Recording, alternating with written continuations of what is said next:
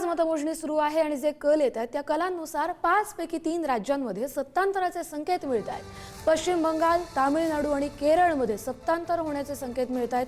पश्चिम बंगालमध्ये प्रथमच इतिहासात भाजपची सत्ता येण्याची शक्यता आहे, तर तिथे तामिळनाडूमध्ये अभिनेता थलपती विजयच्या टीव्हीके पक्षाने मुसंडी मारली आहे। केरळमध्ये काँग्रेसने मोठी आघाडी घेतली आहे। काँग्रेस प्रणित जी आघाडी आहे ती सध्या आघाडीवर दिसते, त्यामुळे केरळमध्ये देखील आता सत्तांतर होण्याच्या मार्गावर आहे। तर आसाम आणि पुदुचेरीमध्ये सत्ता कायम राखणार आहे। भाजपला मोठं यश मिळतंय।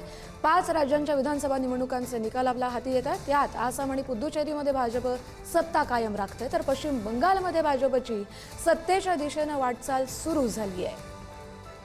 वरचे आपण आकडे पाहतोय, 165 जागा पश्चिम बंगालमध्ये भाजपच्या आहेत।